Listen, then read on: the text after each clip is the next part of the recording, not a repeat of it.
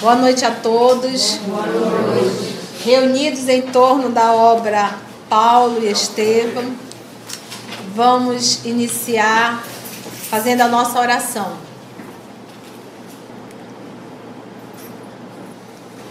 Todos nós, Senhor Jesus, saímos do nosso lar ou viemos direto do trabalho profissional com muita sede, a sede da tua água pura, que é a água do Evangelho, essa água que bebemos e que nos plenifica eternamente. E é em torno de ti, Senhor, que todos nós aqui nos encontramos. Reunimos-nos todos nós em busca de ti na obra Paulo e Estevão. Que nós possamos ser transportados, mergulhar naquele cristianismo que se iniciava e podermos acompanhar os nossos amigos Paulo, Barnabé, Pedro, Tiago, e tantos outros, Senhor Jesus, que foram aqueles irmãos que perseveraram até o fim na divulgação e na vivência do teu Evangelho. Envolve-nos na tua paz e que possamos receber a inspiração dos teus mensageiros, os nossos amigos espirituais nessa noite. E que o nosso coração, Senhor, possa ser preparado para recebermos a semente que o Senhor, na condição de semeador, irá semear em cada um de nós.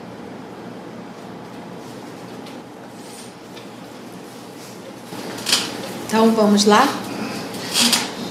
Nós estamos no momento em que o nosso querido irmão Paulo, ainda inquieto pelo drama da circuncisão, está se direcionando, marcaram uma reunião, ele, Barnabé, apesar daquele momento delicado, naquela reunião que houve na igreja de Antioquia, em que Pedro foi um pouco pressionado pelo nosso irmão Paulo, Pedro conseguiu deixar em Antioquia Paulo e Barnabé bem. Não ficou nenhum clima desagradável entre esses dois amigos que trabalham juntos na divulgação do Evangelho. Esse foi um dos maiores cuidados de Pedro. Mas Paulo, ainda muito inquieto, reuniu com os demais porque a confusão em relação à circuncisão estava ainda formada, querendo obrigar todos os gentios a ter que cometer a circuncisão, né? Essa ligação, esse casamento com Deus, dentro dessa simbologia, para poder aí ser direcionado a ser um cristão. Então, eles agora marcaram uma reunião em Jerusalém. E Paulo está se direcionando junto com Barnabé, mas pelo caminho, Paulo e Barnabé, firme e forte, e pregando, consolando, curando, a consciência de não perder tempo algum. Vamos lá então? Fizeram uma viagem vagarosa, escalando em todas as aldeias, para as pregações da Boa Nova, disseminando curas e consolações. Nós estamos entre o ano aqui 49 e 50 da era cristã. Depois de muitos dias, chegaram a Jerusalém, onde foram recebidos por Simão com inexcedível contentamento, em companhia de João, o generoso apóstolo. Então, quando Paulo esteve as demais vezes, João não estava, porque o próprio Paulo mandou o quê? ele exilou o João, porque ele queria mandar matar Pedro. Vocês lembram? Lá no ano de 36, eles queriam mandar matar Pedro, matar Estevão e matar João. E aí o nosso querido Gamaliel, o seu mestre, intercedeu para que soltassem os três. Mas ele, conhecendo a personalidade de Saulo, fez meio que um acordo. Então libertou Pedro, ordenou que João fosse banido de Jerusalém. Então João teve que ir para as outras paragens, mas Estevão seria morto. Então, no ano de 49, 50, a gente já vê aí o retorno de João, o evangelista, para a casa do caminho. Então, ele já está em Jerusalém entre 49 e 50. E nós sabemos que João, o evangelista, buscou a nossa mãezinha querida, a mãe de Jesus, Maria, e a levou para Éfeso, né? E Humberto de Campos retrata muito bem isso, né? Em Éfeso, todo o trabalho que a mãe Maria realizava em Éfeso, atendendo aos necessitados. Daí ela ser chamada de Mãe Santíssima.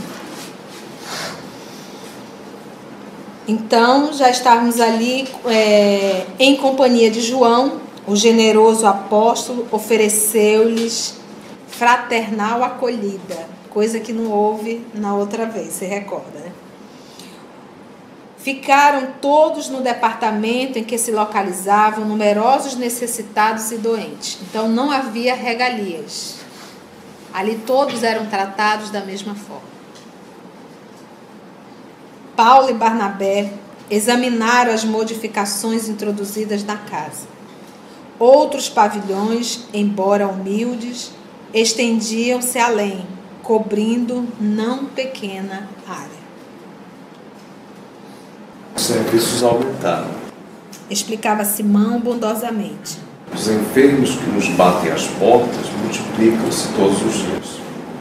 Foi preciso construir novas dependências. A fileira de leitos parecia não ter fim. Aleijados e velhinhos distraíam-se ao sol, entre as árvores amigas do quintal.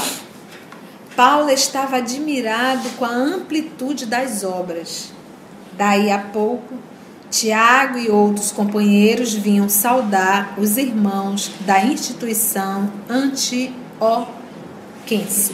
Então, para ter aumentado o número de necessitados e para ter aumentado o espaço físico, isso quer dizer que eles estavam recebendo o quê? Dinheiros, recursos, que estava sendo dado por quem? Pelos judeus. E a perseguição continuava. A perseguição continuava, ela não parou. Tiago e outros companheiros vinham saudar os irmãos da instituição antioquense. O ex-rabino fixou o apóstolo que chefiava as pretensões do judaísmo, que era quem? Tiago menor. O filho de Alfeu, que aqui dizendo, filho de Alfeu é o Tiago, que também é irmão de Levi. E Levi é o Mateus, um dos evangelistas. Tá? O filho de Alfeu, que é Tiago menor, aparecia-lhe agora radicalmente transformado. Suas feições eram de um mestre de Israel, com todas as características indefiníveis dos hábitos farisaicos. Não sorria. Os olhos deixavam perceber uma presunção de superioridade que raiava pela indiferença.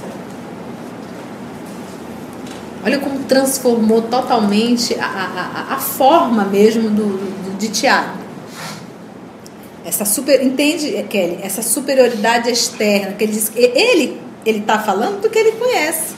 Ele disse, olha, eu estou vendo aí um verdadeiro israelita, um verdadeiro mestre de Israel. A expressão dele é de um mestre. E uma das características que ele diz, não sorrir, muito sério, é se colocar naquela condição de superioridade em relação aos demais. Não sorria, os olhos deixavam perceber uma presunção de superioridade que raiava pela indiferença. Seus gestos eram medidos como os de um sacerdote do templo, nos atos cerimoniais, né?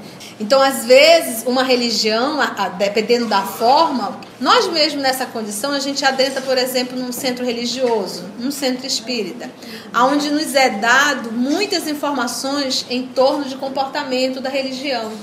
E aí, se nós não estivermos atentos, o que nós vamos fazer? Nós vamos criar um personagem, um espírita maravilhoso.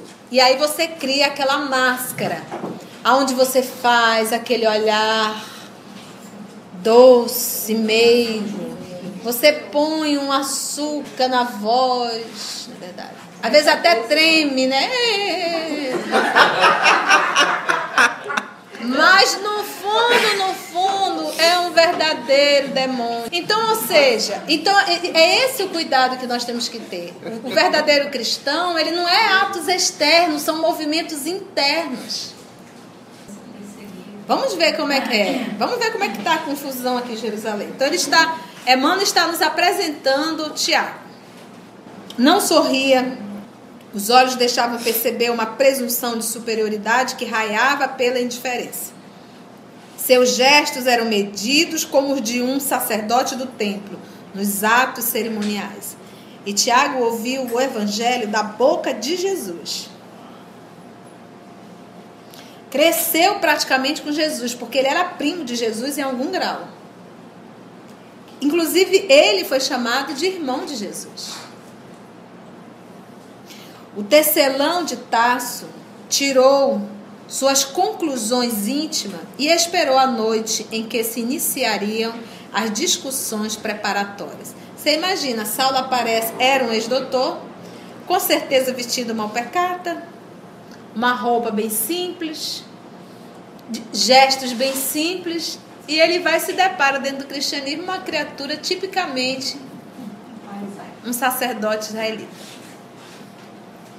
A claridade de algumas tochas sentavam-se em torno de extensa mesa diversas personagens que Paulo não conhecia. Eram novos governadores da igreja de Jerusalém. Explicava Pedro com bondade. O ex-rabino e Barnabé não tiveram boa impressão à primeira vista. Os desconhecidos assemelhavam-se a figuras do sinédrio, na sua posição de hierárquica e convencional. Então, tinha gente nova, Pedro com aquela docilidade, são novos adeptos. Então, eles estavam literalmente construindo um novo cristianismo. Que foi o que aconteceu quando pegaram o cristianismo e decidiram transformar ele em uma religião. Em 300 e pouco. Isso aqui só retardou acontecer. Chegados ao recinto, o convertido de Damasco experimentou sua primeira decepção. Observando que os representantes de Antioquia se faziam acompanhar por um jovem, Tiago adiantou-se e perguntou: Irmãos, é justo saibamos quem é o rapaz que trazeis a este cenáculo discreto. Nossa preocupação é fundamentada nos preceitos da tradição que manda examinar a procedência da juventude, a fim de que os serviços de Deus não sejam perturbados. Quem era o jovem que Pedro levou, que Paulo levou? Como era o nome dele? Tito. E ele já nesse ritual tem que apresentar qual é a procedência dele. Este é o nosso valoroso colaborador de Antioquia, explicou Paulo, entre orgulhoso e satisfeito. Chama-se Tito e representa uma de nossas grandes esperanças na seara de Jesus Cristo. O apóstolo fixou-o sem surpresa e tornou a perguntar: é filho do povo eleito? Tá vendo? Quer saber se ele é judeu. Ele não é. É descendente de gentios. Afirmou o ex-rabino quase com orgulho nobre, altivez mesmo. Ele é descendente de gentios, não é um israelita. Circuncisado interrogou o filho de Alfeu zelosamente. Não. Este não de Paulo foi dito com tal ou qual enfado, aborrecimento. As exigências de Tiago enervavam-no. Imagina a personalidade de Paulo. Imagina o esforço que Paulo estava fazendo para não dar uma resposta assim, para evitar uma contenda nesse momento. Ele não se direcionou a Tito. A conversa é entre ele e Paulo. Tito não existe ali. Ouvindo a negativa, o apóstolo Galileu esclareceu em tom firme.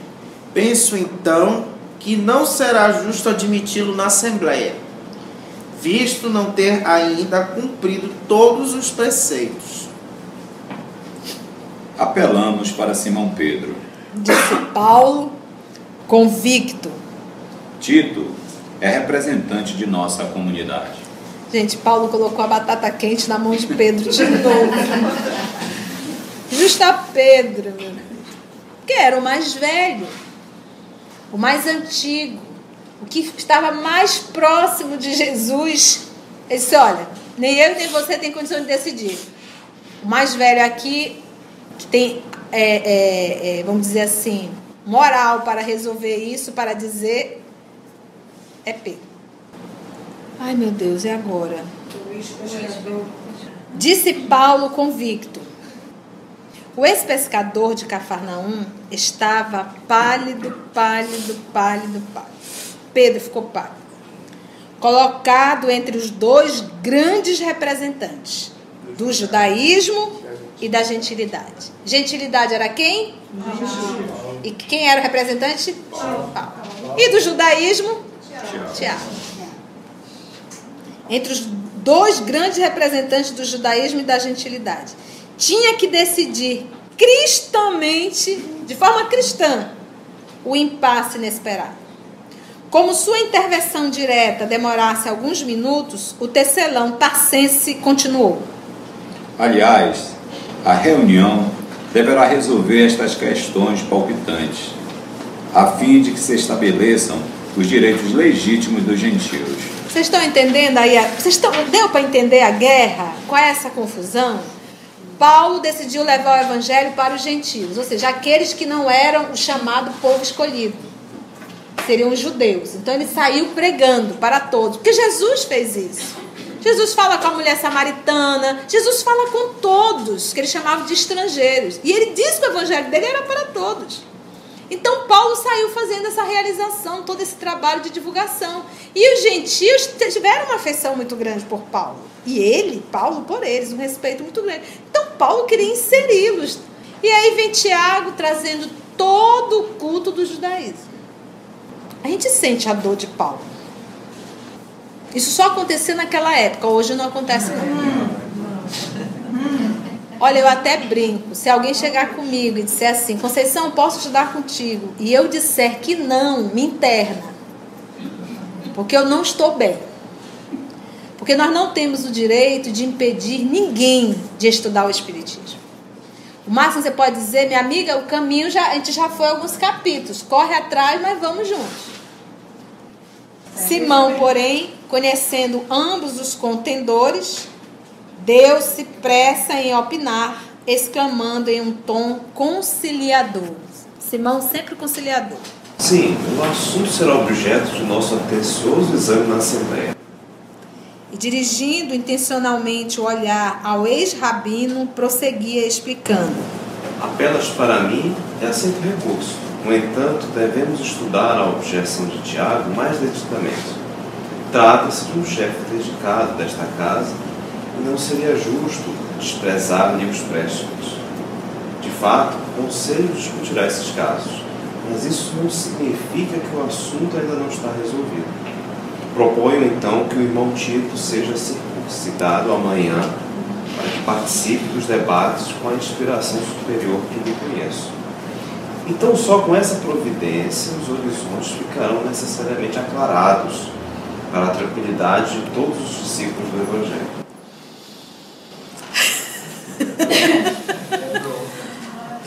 Tiago. Tu imagina o peito de Tiago, exatamente. Tiago ficou por cima, né? E Paulo Era sendo trabalhado humildade. trabalhar a humildade mesmo, o silêncio, o recolhimento. Eu particularmente me identifico muito com Paulo. Essa personalidade um pouco assim apaixonada. Em alguns momentos, em algumas reuniões, eu sou muito Paulo, reunião administrativa, buscando essa integridade com a doutrina espírita. Essa fidelidade ao cristianismo, porque o espiritismo é o cristianismo redivivo. E eu meio que bato muito de frente, às vezes até um pouco ferrenha demais. Mas é porque dói um pouco isso na gente. Poxa, mas isso não é espiritismo. Os espíritos não estão falando isso. Por que isso? E vai dando assim E a gente tem que respirar e lembrar do Chico, dizer, minha filha, calma, é uma gota de verdade no litro de amor, uma gota de verdade no litro de amor. E eu fico buscando o litro do amor porque é complicado. Mas a gente aprende aqui o quê? Com Paulo, que é uma personalidade muito forte. Ele diz assim, ele nesse momento, e Pedro pensa na causa e não na individualidade.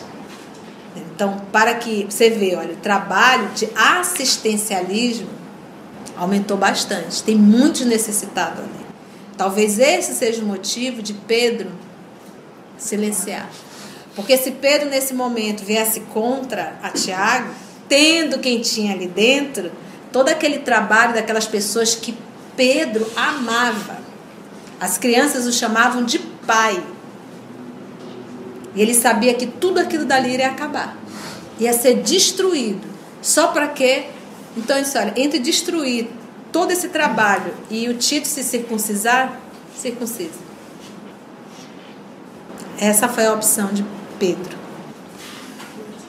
A sutileza do argumento removeu os empecilhos. Se não agradou a Paulo, satisfez a maioria. E regressando o jovem de Antioquia para o interior da casa, porque naquela noite ele não pôde participar, a assembleia começou pelas discussões preliminares. O ex-rabino estava taciturno, silencioso, triste e abatido. Isso machucou muito ele. A atitude de Tiago, os novos elementos estranhos ao Evangelho, que teriam de votar na reunião, o gesto conciliador de Simão Pedro, desgostavam profundamente. Imagina a dor que Paulo está sentindo. Aquela imposição, no caso de Tito, figurava-se-lhe um crime. Tinha ímpeto de regressar a Antioquia, acusar de hipócritas e sepulcros caiados os irmãos judaizantes. Mas as cartas de emancipação que havia prometido aos companheiros da gentilidade, porque lembra? Ele foi lá para pegar essas cartas, solicitar uma carta dizendo que eles estavam sendo se tornando adeptos do cristianismo, os gentios. Ele disse, eu vou lá e vou trazer essas cartas, autorizando vocês se tornarem um cristão. Um escrito, né? Informando. Era esse o objetivo dele. E ele tinha certeza que ele iria conseguir. Vocês lembram disso?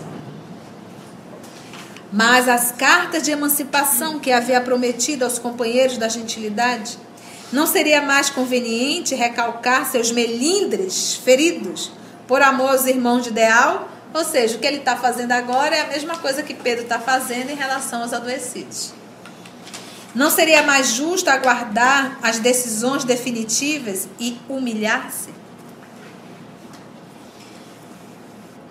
A lembrança de que os amigos contavam com as suas promessas acalmou. Fundamente desapontado, o convertido de Damasco acompanhou atento os primeiros debates. As questões iniciais davam ideia das grandes modificações que procurava introduzir no Evangelho do Mestre. Um dos irmãos presentes chegava a ponderar que os gentios deviam ser considerados como o gado do povo de Deus. O gado do povo de Deus. Bárbaros que importava submeter à força, a fim de serem empregados nos trabalhos mais pesados dos escolhidos. Quem eram os escolhidos? Outro indagava se os pagãos eram semelhantes aos outros homens convertidos a Moisés ou a Jesus. Pagão era aquele que adorava vários deuses. Um velho de feições rígidas chegava ao despautério de afiançar que o homem só vingava completar-se depois de circunciso. Aqui nós estamos participando. Ninguém está 100% errado nem 100% certo. Exatamente. Nós estamos aqui participando de uma reunião entre aqueles que conviveram com Jesus. E olha como estava se modificando tudo. O caminho que estava tomando. Então é sempre assim, o que Jesus faria se ele estivesse aqui no meu lugar? Às vezes, meus irmãos, amigos espirituais têm um trabalho enorme em trazer uma pessoa para o centro espírita. Mas um enorme, faz um esforço enorme. E o trabalhador, desavisado, coloca esse trabalho todo a perder. Detalhe, ele será responsável por isso. Ele será responsável por isso. Então é muito sério quando nós nos colocamos na condição de um trabalhador. Porque nós nos tornamos responsáveis por isso. Vamos lá. À margem da gentilidade, outros temas fúteis vinham à baila, a ser citado.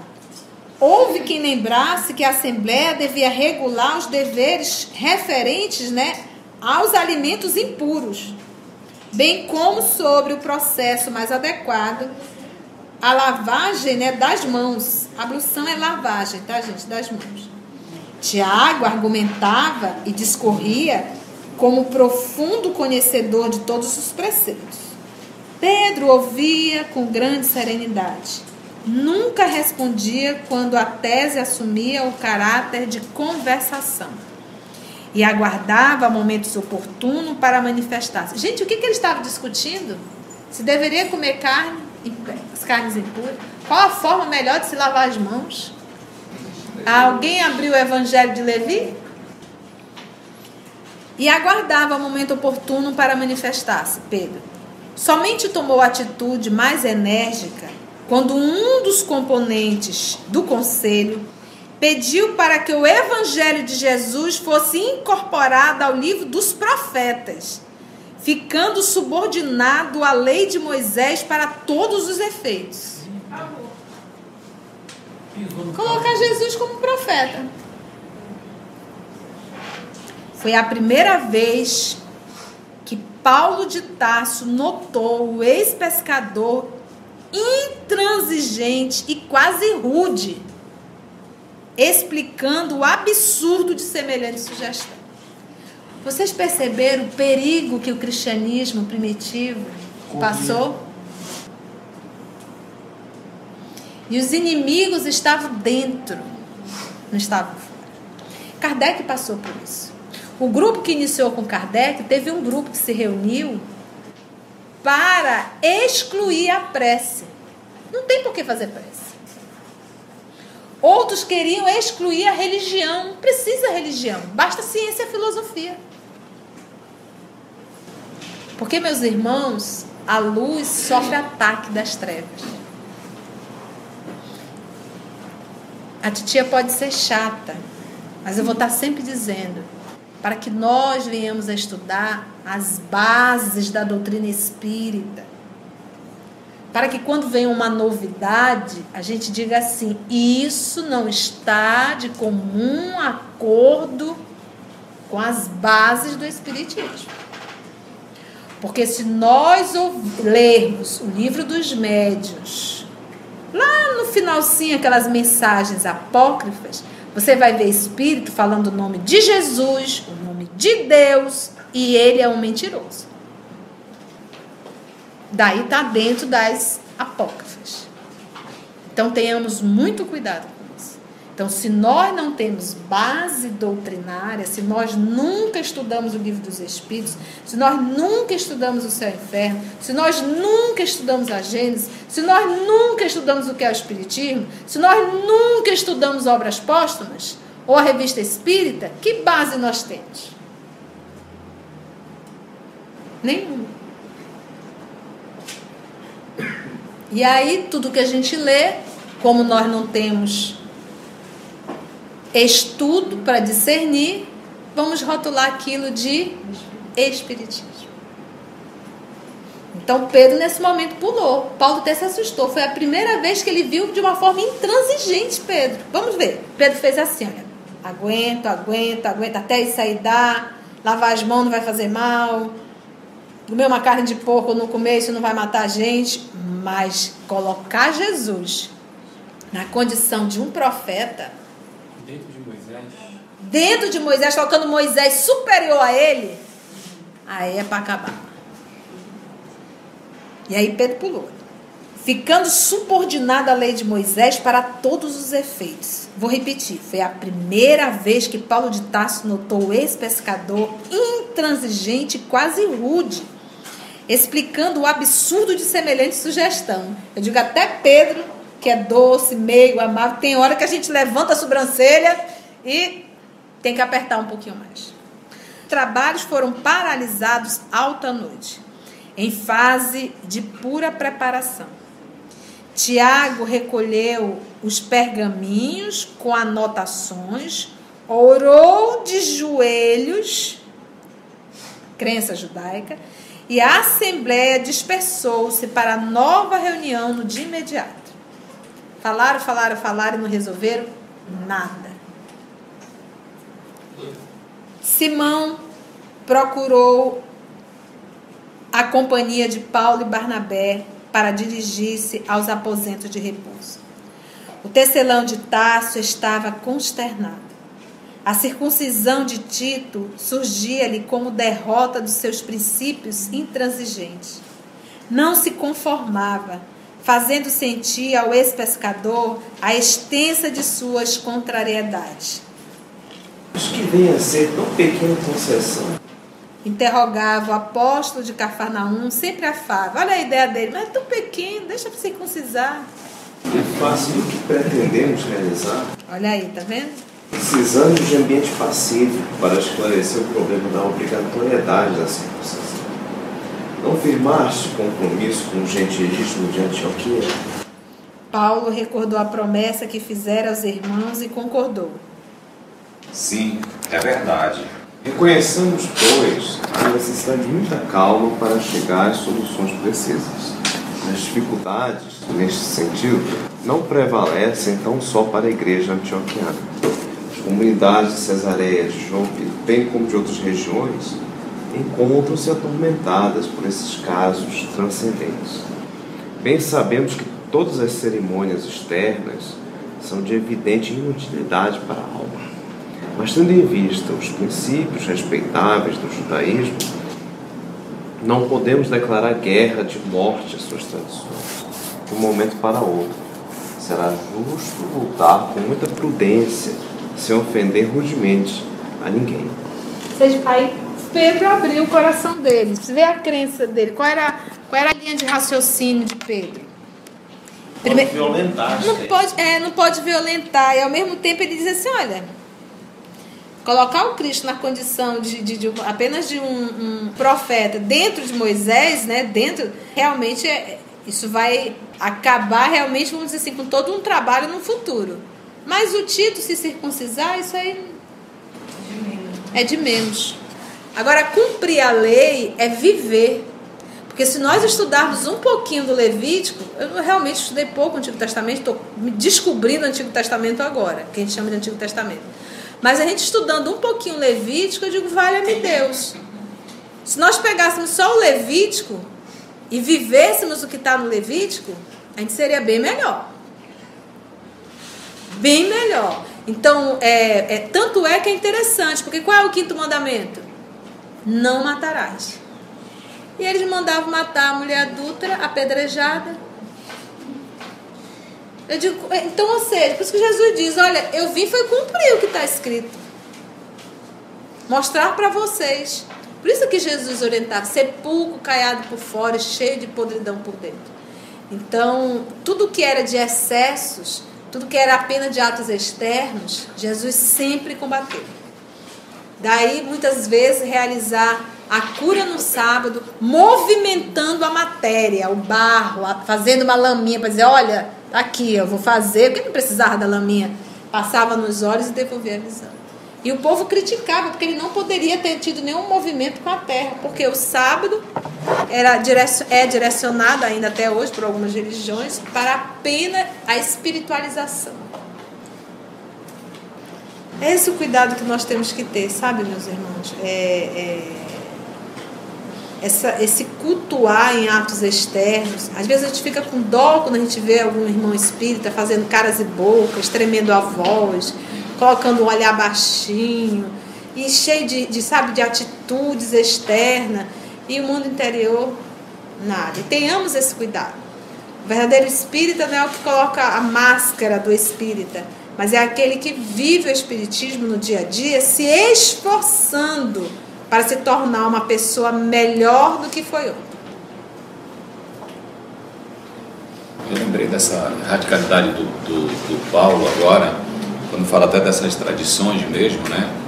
Eu lembrei do pai dele, da irmã dele, da mãe dele, que quando ele se transformou, ele perdeu todo mundo. Perdeu. A mãe faleceu. A mãe faleceu de desgosto, né? A irmã se mudou. Vergonha. O pai o expulsou de casa, quer dizer, devido a essa tradição. É vero. Ferrenha, né? É o fanatismo. Fanatismo religioso. Meus irmãos, o tempo acabou. Meus amigos, deu para aprender alguma coisa? Que bom. Mais alguma colocação?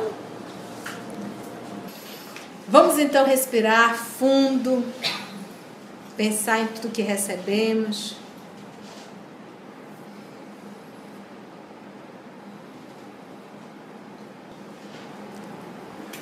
Senhor da vida,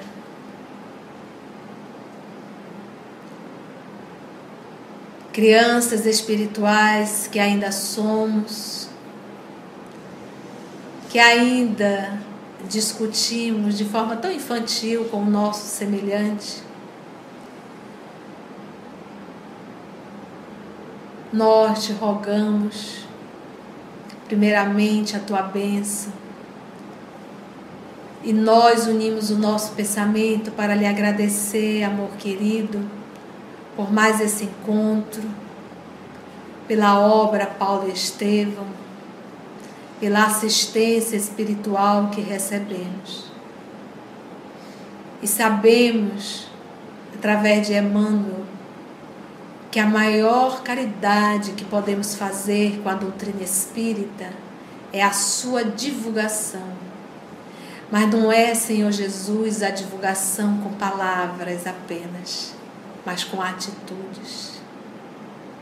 Muito obrigada, amor querido, por esse banquete que nos foi servido essa noite. E muito obrigado a todos vocês, amigos espirituais, pela inspiração que nos foi dada, pelo auxílio recebido. E nos fortalece, amor de nossa vida, em nossa caminhada aqui na Terra, contigo e com o Evangelho.